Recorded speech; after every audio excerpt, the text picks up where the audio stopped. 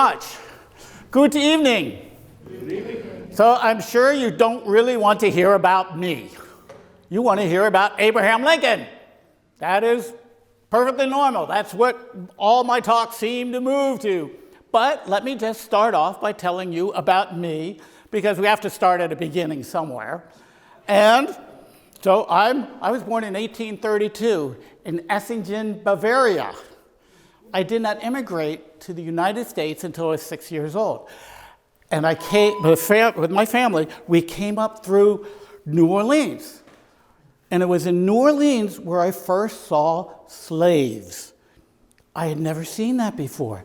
A man or a woman or a child being sold in the town square like a hog or a horse. My father had to explain it to me. I was only 6 years old. I was flabbergasted to see it, but this was not our destination. We were not going to settle in the South. We were going up to Illinois, and indeed that's where we settled. Being farmers and millers, we brought our trade with us and came to central Illinois, near the Mississippi River. But let me go and tell you about where we settled. It was a river town. It's more a creek. It's Bee Creek. Our mill was on the creek. And Illinois is in the Mississippi River is very much like here. You have your river valleys and you have your bluffs. So us settlers coming in, we very often had to settle for whatever we could get. And that meant either up on the bluffs, where it's very rocky and poor soil, or down on the floodplains where, yes, even a small creek like Bee Creek will flood you out every 5 years or so. All the good land had already been taken by those who had preceded us. But we did our best to go and to farm and run the mill. I had more education than my 5 brothers and my 2 sisters. Of course, they don't get an education. But what befell me was, at 14, I was orphaned. So my brothers did the best they could to go and take care of me. But I just didn't feel it was pulling my weight. I gotten some education and could do the books for the mill. And then I saw at the county seat nearby, someone was advertising for a young boy to be the printer's devil. Do you know what that job is? Oh, that is the dirtiest, meanest job in the newspaper, where you go and you put the ink on the press, put down the papers, put the press down, squeeze it on, take it out, hang it up to dry, and do it all over again. Monotonum into the night hours. But that's okay. I was willing to accept that. And when I went and told the owner of the paper about my plight, that I was an orphan, he actually took me in. This Reverend Garbot took me in, and for the rest of his life, he treated me like his own son. I was so fortunate and so thankful. It's like, oh my gosh, I have a place to live and eat and sleep and work I did. So I worked my way up from printer devil to reporter to editor to owner. So I owned this little paper that he had started. And along the way, this traveling lawyer named Mr. Lincoln was coming through and he needed some printing done. So he asked, what's a good, reliable printer? And someone directed him to me. And that was the first time we met. I don't even remember the day or the year it happened, but we met. Later on, when I sold the paper, and I went to the state capital, Springfield, Illinois, and I got a job with the Secretary of State. And he runs the business of the state, so I was his clerk. And so I had my job of just doing a lot of copying, of course, in longhand. But in the office next to me, the room next to me, was where all the voting rolls were. And sure enough, Mr. Lincoln, who's a part of the legislature, he likes coming in and checking all the voting rolls to find out what people's opinions are, who they like, who they don't like. So we meet again. So it's like, oh, okay, good friend. Now, he's already, at this time, he has now moved from New Salem over to Springfield. And he's already married Todd, so you know where he's married Todd Lincoln. And he has a growing family. And he has a nice small house and puts a second floor on it for his growing family. But when he goes and gives his speech in Peoria, Illinois, and he's talking about the Republican Party in 1856, I'm right there with him. That paper and Mr. Garbutt, we were all about free soil, and now the Republicans are talking about that. Now, Mr. Lincoln and I, we have a lot in common. We're both political animals. But before that, let me go and just tell you about what Mr. Lincoln's like. Now, I was orphaned. And it turns out, Mr. Lincoln was very close-lipped, closed-mouthed about his family history. But in small towns, we all kind of learn the history that people have. And Mr. Lincoln just never got along with his father. He had an emotionally distant father his whole life. His mother, Nancy Hanks, she dies from milk sickness. So he's not quite orphaned, but he's very much left alone. And then his father remarries Sarah Johnson, and she brings in 3 other children. And Mr. Lincoln, he doesn't really get much of an education at all. His father hires him out as a laborer, chopping wood or whatever. He picks up some surveying skills, so he can now have to do that and do some carpentry.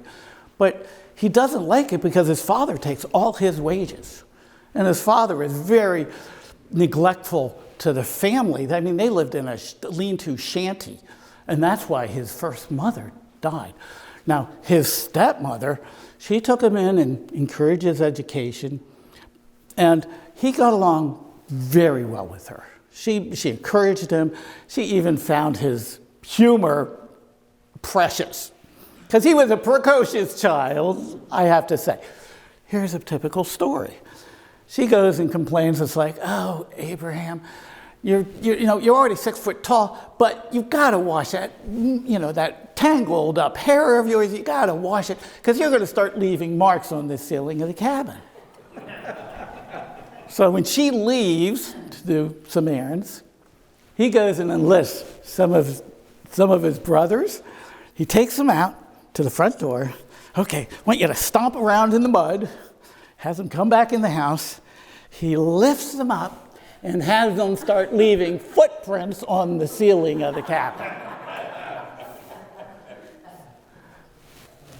When Sarah comes back, she's like angry at first, but split second later, she has to smile. It's like, he's an inventive person.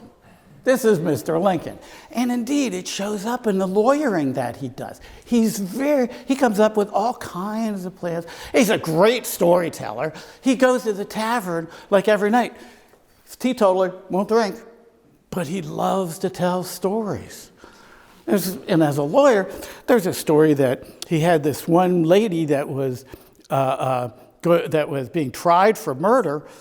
And it looks like the case was not going well. So during one of the breaks, she goes and says, can I get a drink of water? And he goes and says, yeah. In fact, I'd recommend going and getting a drink of water down south there over the state line. And he had all kinds of stories with that. So he was very popular. He was so popular that during the Black Hawk War, one of the Indian wars, his soldiers went and voted him to be the captain. And so he did it. And a lot of it was just burying the dead. That was pretty much what he did, he and his troops, because there was no fighting. It was already over or had moved on to other sections of the state when he was there. But but part of his imagination, at one point when he was marching his men along and they came to a fence that only had a very small gap, he couldn't remember the command that goes and takes them from 4 across to a single file. So he just says, okay, at ease everybody, we're going to go and reassemble in 5 minutes on the other side of that fence. So this is Abraham Lincoln. He does not like being called Abe. He likes being called Abraham. Okay, so he and I, we go and we know each other. We exchange stories, but when I go and hear him speak, it's like, yeah, we're political animals. Now, the Whig Party is kind of not really doing very much of anything, and the Democrats, they just get in the way of progress. But the Republican Party, all of a sudden, we have to still be investing in canals and railroads. You may not like the big corporations, but darn it, they're getting stuff done. So that's one of the planks of the Republican Party. And then in 1858, Lincoln has the Lincoln-Douglas debates. It's like, those were good, and that brought him to national attention. Now, the other thing I should probably mention is Mr. Lincoln and his marriage to Mary Todd. She's high-strung. People say she's difficult to deal with.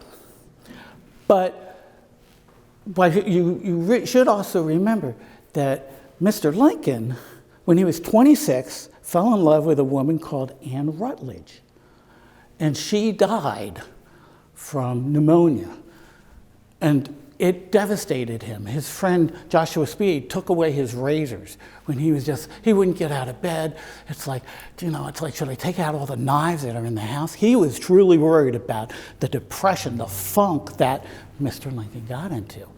Now, this is a young age. But later on, he goes and he gets out of it and moves on with his life. But I often wondered, that ambition of his, that desire to prove himself, was that actually just trying to prove himself to the memory of Anne Rutledge? And I kind of wonder about that. I myself, when I went to the county seat of Pittsfield, Illinois, where I worked for the newspaper, I also met a young girl. She was 4 years younger than me, and it was probably love at first sight. Her name was Therina. And indeed, maybe I should have started with this. It's like they said I could do a PowerPoint. So indeed, this is me. See me pointing powerfully. And this is Therina. Black hair, black eyes, sweetest disposition. Her father is the town doctor. What chance do I, an orphan, an immigrant, have to win the heart of the town's doctor daughter? But I do. And so, he was driven to do what he did, and maybe I was driven for the same reason, to prove myself. And that's really kind of what a lot of us do. So anyway, yes, I go and I join the campaign, and indeed, Mr. Lincoln chooses to go and say, I want you to come to Washington with me. Well, as part of the campaign, I knew how much work was there. And I approached him and I said, it's too much work. I'm going to need help. And I know just the man. He's this young man. He's just graduated from Brown University. And you already know him. He's supposedly studying law, using some of your law books out of there. His name is John Hay. I'm over here. And he goes and says, we can't take all of Pittsfield with us. I say, I want him, I need him, he's coming. And indeed, he comes with me and the Lincoln family to Washington to go and serve as president-elect. Well, as president-elect, he comes right along here on the railroad. I don't know if some of you were here and actually got a chance to see him. When he gets to Philadelphia, he goes and he stops in town, and at the Independence Mall, he raises a flag with a brand new star on it, the star for the state of Kansas. And even then, he talks about being assassinated, because during the campaign, there were rumors, there were insults, it was an ugly campaign. And you have to remember, in the campaign, he only won with 40% of the vote, because there were 4 candidates. There were 2 Republicans and 2 Democrats. One of them was Frederick Douglass. And also, Frederick Douglass, he also at one time was trying for the hand of Mary Todd. So yeah, this is, it's a small world.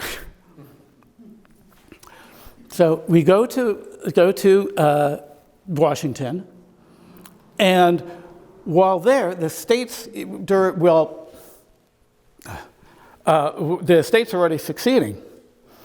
So Governor Buchanan does nothing to stop them. He's more of a Southern sympathizer than he is a Northerner. And he's a Democrat.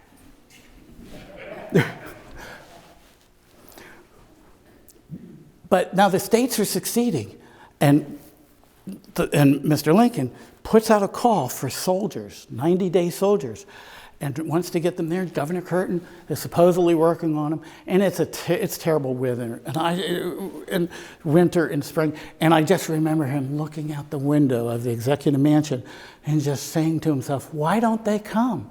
Why don't they come?"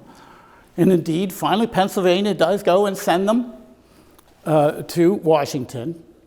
Now, Pennsylvania really should have been the very first troops to come to Washington, but because of the way they work the trains in Baltimore, where they have to actually move them through town, they go and they actually, the first car of Pennsylvanians and the second car from Massachusetts, they get switched around. So the Massachusetts come in, and then the Democrats, and there was a riot on that of people from Baltimore coming on with knives, and 2 men died from Pennsylvania.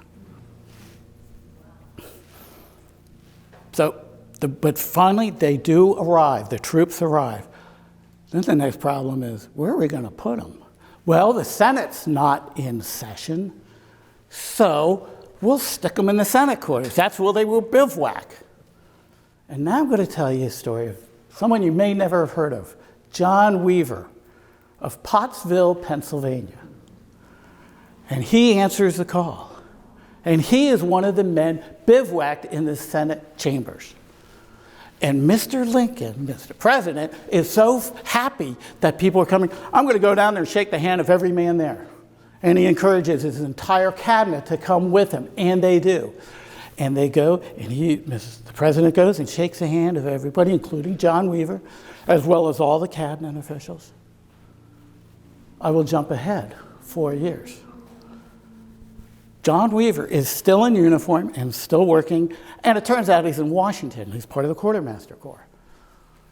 And the night that Lincoln is assassinated, John Weaver is called upon to do a somber duty, that of transporting the body from the Peterson house to the executive mansion.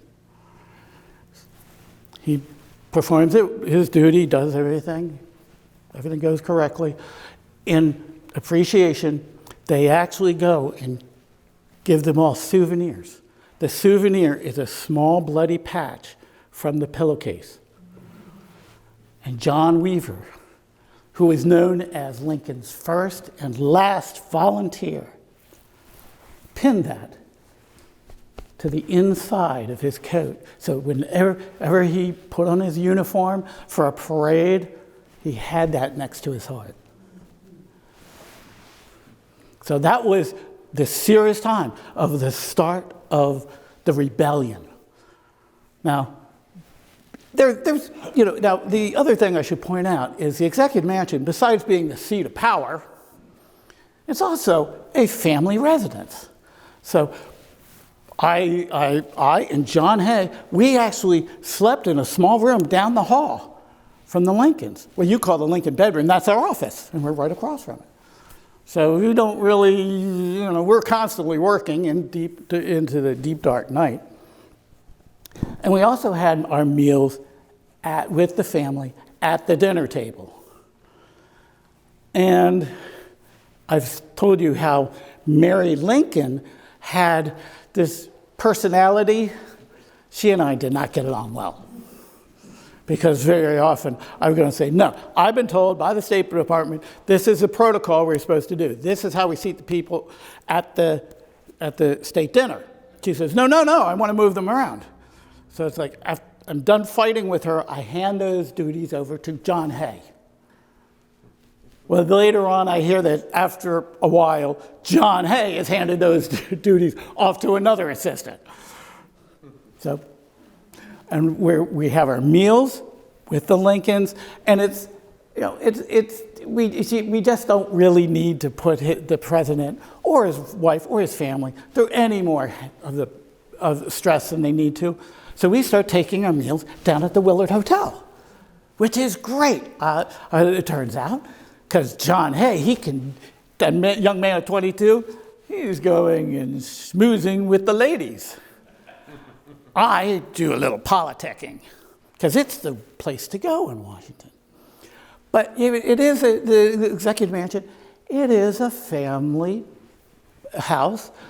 Now, there are stories. Young Tad, when people would come in to see us in the office every Tuesday and Thursday, and finally we just break and say, no, only Tuesday, because there's all these politicians or wannabe politicians who come in, and there's widows or mothers or just anybody like, I think my husband deserves a advancement in rank. And it's like, well, okay, we can't really do anything about that. But nonetheless, they come in and they stretch from the office all the way down the staircase, almost out the front door.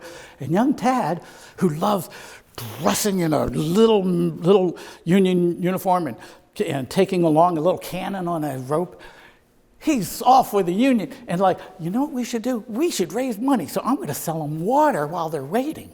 Now, what would-be politician is going to refuse buying a glass of water from a young boy who happens to be the son of the president? Well, turns out Mr. Lincoln found out about it. It's like, ooh, we got to put a squash on that. But that was innocent enough. But they're got the same mischievousness that their father has. When we first went in there, into the Executive Mansion, there's bell pulls in every room to call the butlers or the staff. And all of a sudden, they're going off. The staff's running. It's like, there's nobody there. What's going on? Well, it turns out the boys had discovered an unlocked door up in the attic where all the strings for the bell pulls came up. And it's like, oh, we know how this works. We do that rings that bell. We can make them run over there, and then we'll do it and make them run over. Yeah, so 2 days later, we locked the door. So, I mean, in the Executive Mansion, it was a family house. And you really should appreciate that that's what it was. And the dinners, I mean, they were fine, but I'm glad we went to the Willard Hotel. Although I do have to tell you one story. We're sitting at the dinner table, and all of a sudden, Mr. Lincoln is like, oh, the cat's here we go, I'll let him eat something from my plate. And Mrs. Lincoln is horrified. It's like, how could you let the cat eat on this fine china? Well, if it's good enough for President Buchanan, it's good enough for this cat.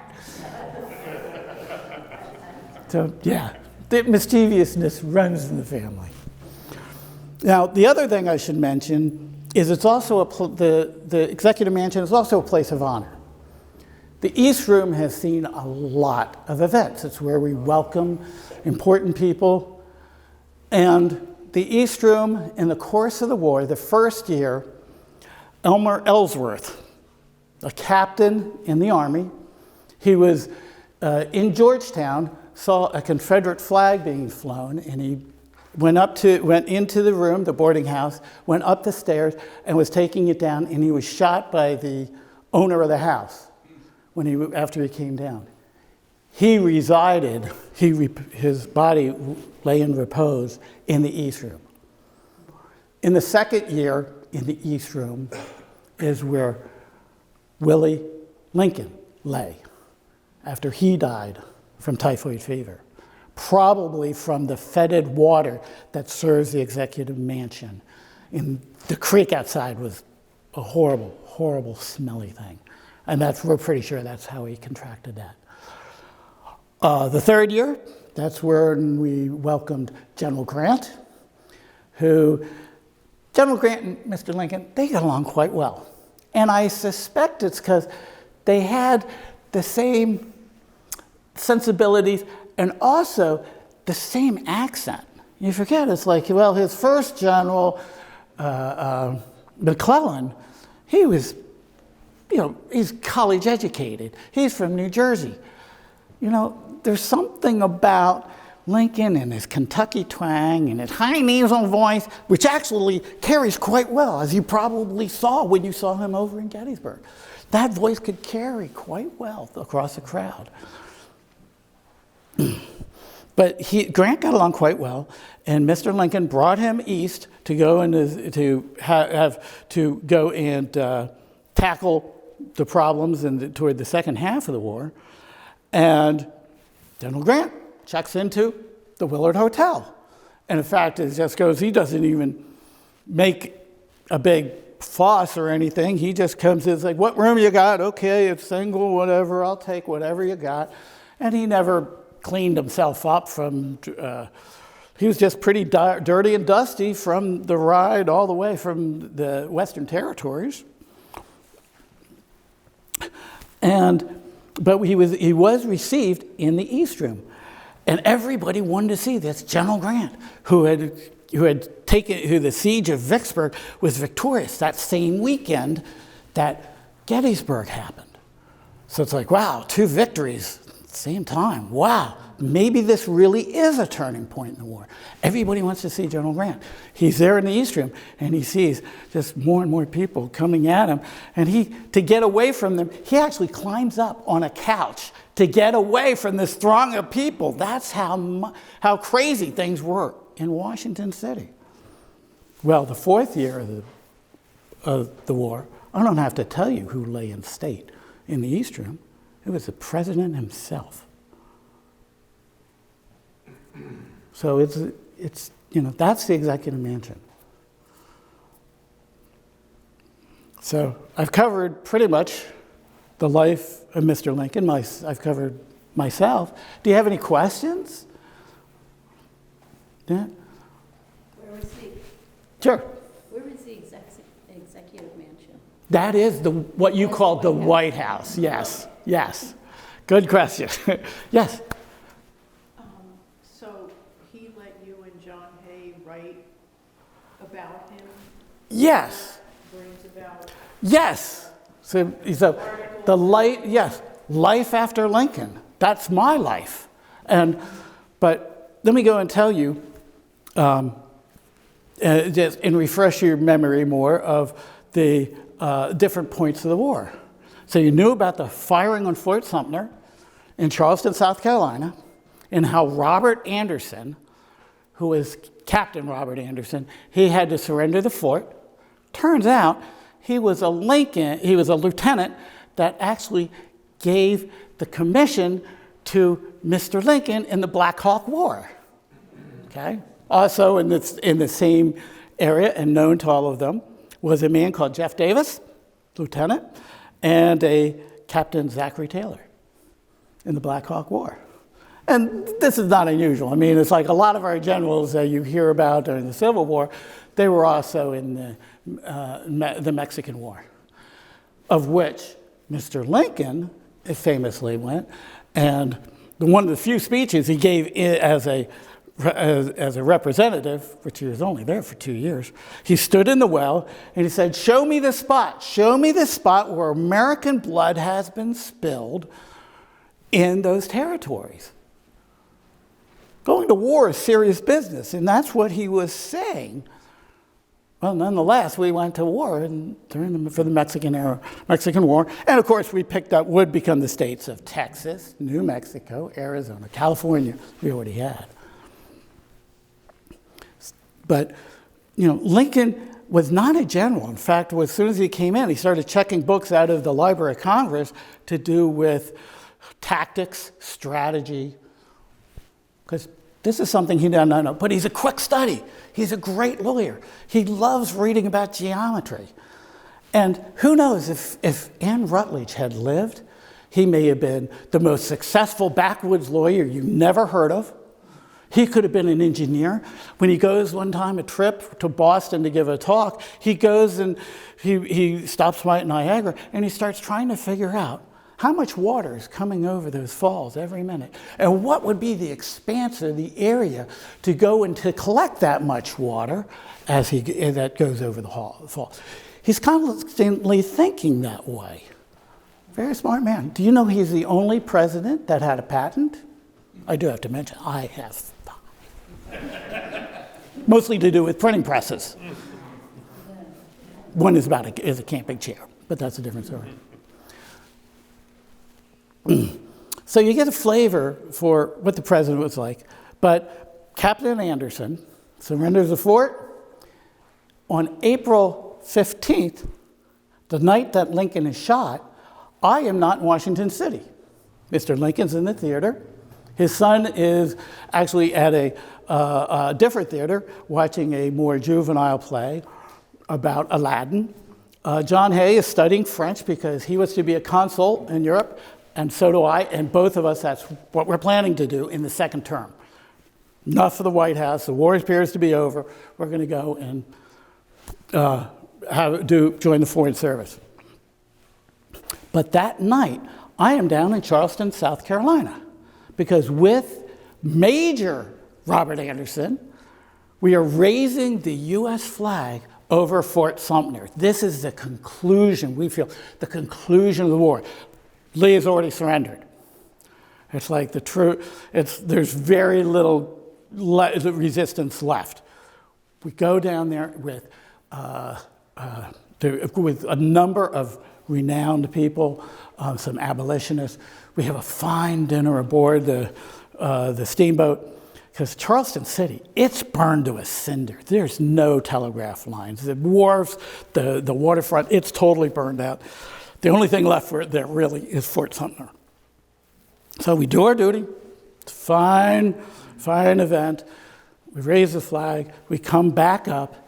And then, as we're coming past Newport News and up the Potomac, we hear the minute guns firing every 5 minutes. And then we bring on a pilot to go and navigate us up the river and say, "You've heard the president's been assassinated." And I'm thinking, this has to be another rumor. But sure enough, it's true. He's been assassinated. So, okay, we have to do what needs to be done. We have to bring the vice president into the executive mansion, clear out our office, give it, see whatever we can do to go and get his assistants in place. Mrs. Lincoln will not even leave the bedroom for 3 weeks. She is so distraught because she has lost her husband. 2 years before that, she lost Willie. And even back in Springfield, she lost another older son, Edward. She did not have the personality to take this. The other thing about her personality, in these times, what is prescribed? Mercury pills. It's like, it's this magic metal. It must do all kinds of other magical things because of how it behaves. Mr. Lincoln, he himself was prescribed it because of his depression. And they called it the blue mass, a huge blue pill this big. And he took it, he says, and he told me, he's like, "I'm going to stop taking it. I just don't feel myself when I take it." Mrs. Lincoln, she still takes the blue mass occasionally. They also take laudanum, which is a tincture of opium. That is not good for someone of her nervous disposition. So what happens in that time frame of April 1865? Well, I'm already planning to go be a consul, so I have to get ready for that. I have to clean out the office at the Executive Mansion. I have to return home to Illinois to see Therina because we're going to be married middle of June. And in between all that, there's also a grand parade of Union troops in Washington City, which I do get a chance to make. But all that happens in a whirlwind of that April, May, June, and then I go overseas to be the consul, second ambassador. So 4 years doing that, married to Therina. We have a son, George. He dies in infancy. But my daughter, Helen, she survives to adulthood.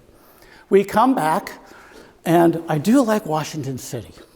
So I find very good work there. I'm actually what you would call a bailiff for the U.S. Supreme Court. I'm a U.S. Marshal for the Supreme Court, which, they don't stay in session all year round. So what it does, it gives a chance for John Hay and I to go and write about Lincoln because everybody wants to hear Lincoln. And we're published in the Century magazine, our articles. And this is a very popular magazine for 7 years. And when it's turned in all our articles, we share them. I go and I write one and he edits it. He writes one, I edit. Nobody can tell who wrote what because we're that simpatico. When it's all put together in book form, it's 1.2 million words about Lincoln, the Civil War, and those times. On your bookshelf, the 10 volumes take that much space on your bookshelf. I'm very proud of that. Not bad for someone whose English is their second language. So that's pretty much the story of my life before, during, and after Lincoln. And my daughter, Helen, she becomes an author in her own right. She writes many biographies intended more for teenagers. She writes them about Lafayette, Washington, some other generals that I've never heard of the 20th century. But she's an accomplished painter in her own right. She, however, she never marries, never has any children, which may go and bring me up to a concluding remark I want to tell you. I have a nephew. My niece, Catherine, she is his grandmother's grandmother. And sometimes he comes to Civil War events and he dresses like me and tells my story. So he wanted to make sure I told you that this coming Saturday at the Star Barn in Elizabethtown, they have the Lincoln funeral car. And they're going to go and offer train rides for it. I'm not even sure if they're bringing it out of the train barn these years. They were running it almost every weekend, and it just started to have a lot of vibrations and problems, so they're pretty much keeping it in reserve until it gets upgraded. But they have a wonderful display of that.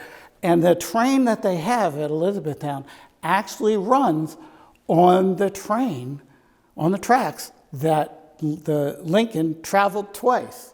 Once on his way from the western territories of Illinois into Washington, and then on the body on the return trip back to Springfield. Mrs. Lincoln did not go along with that. However, the body of Willie went along with his father when it returned to Springfield for burial. So that's the Star Barn. So they're going to run the train this coming Saturday. They're also going to run it on Tuesday, July 4th. So let you go and know about that. The other thing I want to tell you about is in Salisbury, the Robert Fulton birthplace. There's a great Civil War weekend there.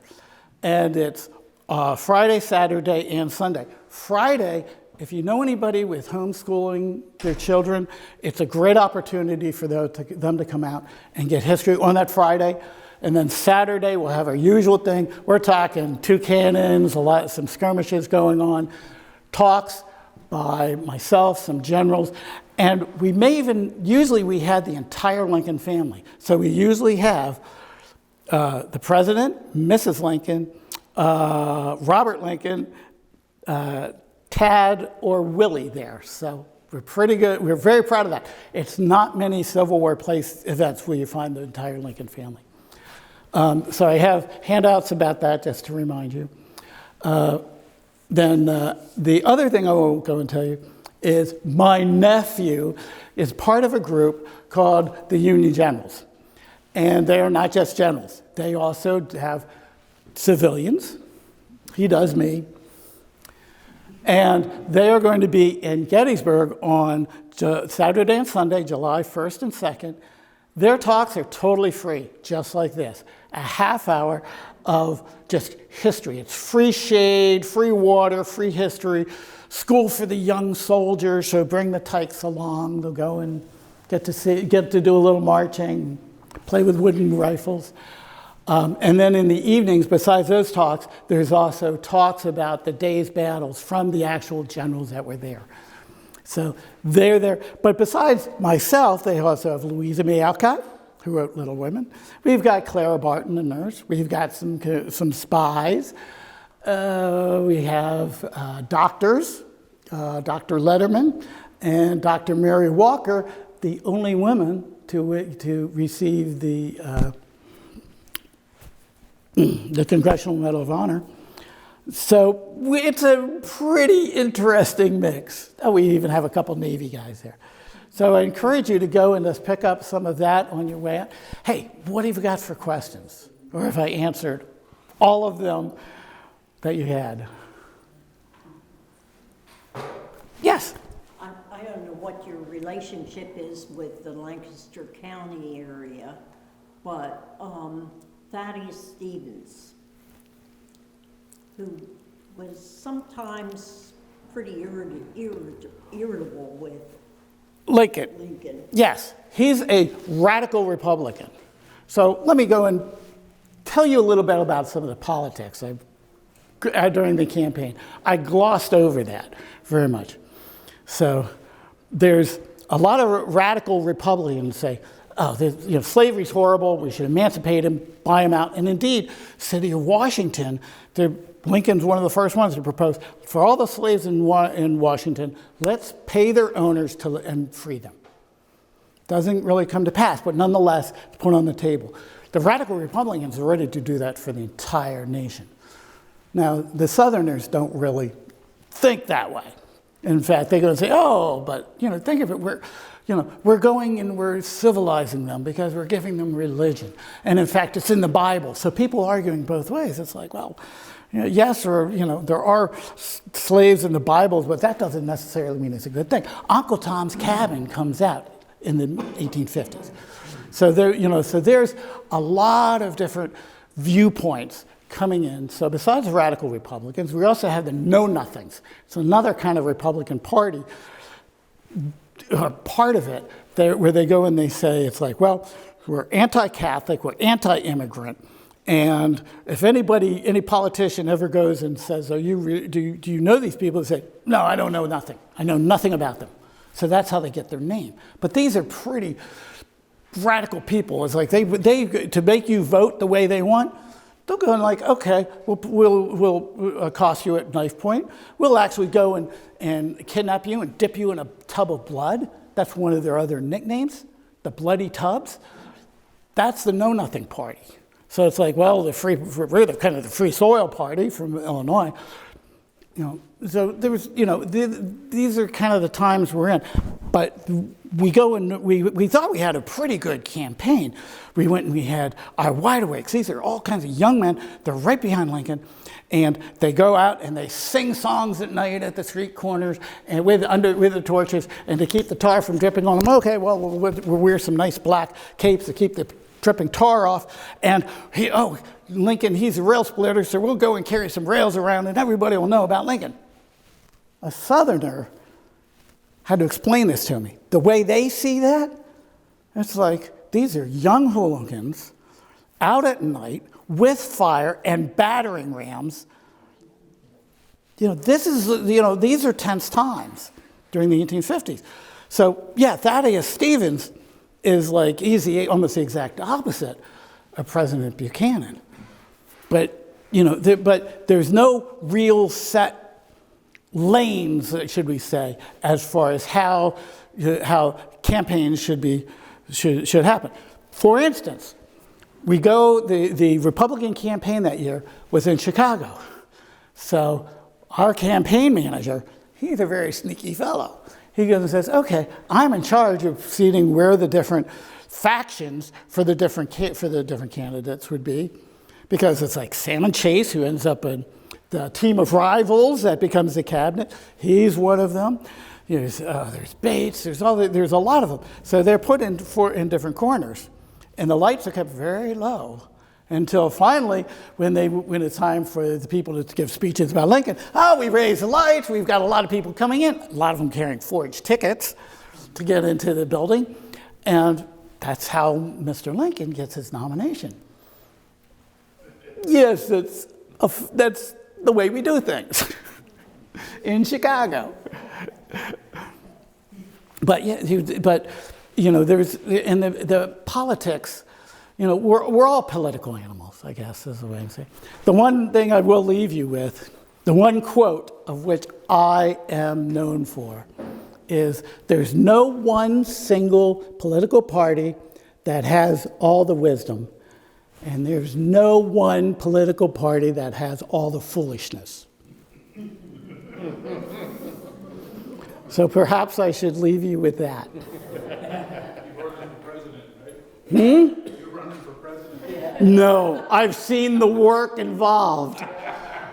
Thank you very much. I'd rather just work at the U.S. Supreme Court.